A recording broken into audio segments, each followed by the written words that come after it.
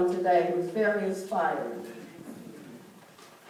I like to think, I would like to give my heartfelt thanks to Dr. Bryan and the Social Justice Program and the Martin Luther King Planning Committee and to Marygrove College. Thank you for choosing me for the Unsung Hero Award, although I never consider myself a hero of any kind. All I want to do is the will of the Lord. I'm going to talk about something that happened to me. First of all, as a child, and I'll be very brief, I was taken from my mother when I was a baby. I was raised by a family members who really didn't want me at the time. I was beat up weeks at a time, going back and forth to school, and we really didn't have anybody to particularly care for me, really me, until my god brother one day took an interest. Well, he was the wrong person, really, to take an interest because he was the head gang leader on the east side of Detroit. He was training me to become the female gang leader on the east side.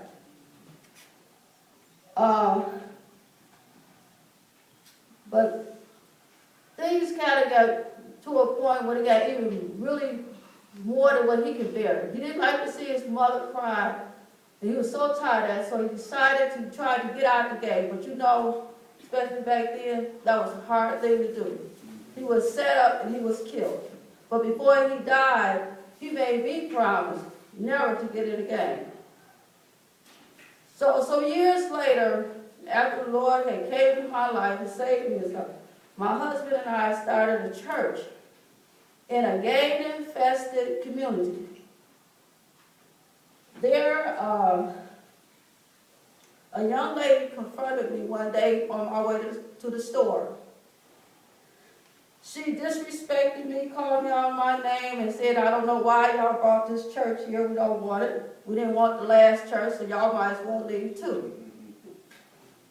So I told her, I said, I think you're talking to the wrong person because we're not leaving. So I told her, I said, is this what you have to do to insult people going up and down the street? Don't y'all have anything else to do? And she told me no.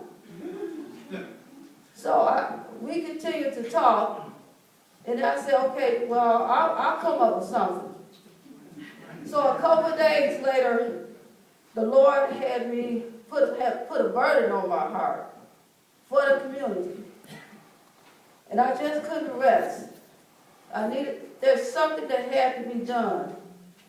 So I went ahead and I signed up for a lunch program. Only we didn't have any members at the church, really, at that time. And they delivered the lunches 3 days early. It was 100 lunches and no people. So I got on my knees and I prayed. When I stayed there till God told me what to do. I got up. He said, when I tell you to stop, you stop. And I say, speak, you speak. And that's what I did. By 40 minutes later, I had 70 people in that basement, ready to serve them lunch. And from that time, the young lady confronted me again and said, lady, you said you have something for us to do. I said, I will. Just come see me in the morning. And sure enough, she did. At 8 o'clock in the morning, her and her friends came. I had no money, no toys, no games, no nothing. But the Lord gave me what to give to them. So I came up every day, she was there, to come up with something. Her brother, which I did not know until later, was the head of the gang. Though at that time was the Earl Clears and the BKs. Okay, so the brother came and confronted me and said, I want to know what y'all doing in here in this church and blah, blah, blah, because we do all this. I said, well, you have to I don't want you fighting around the church. And I'm trying to do something with your sister now to give them something, good to do. And anyway, to make a long story short, I got him to agree to meet with me and the other gang leader, and we met for 3 days in negotiation, just me and them two. At the end of the 3 days, we came to agreement. I found out things that they liked. I rounded up my resources and tried to get them some of the things that I figured that they could do, and it worked. We started a lot of like music, so we formed a band. A lot of them knew how to write, so it had some songwriters. A lot of them knew how to, some of them were con artists, so I said, we're going to learn how to raise some money.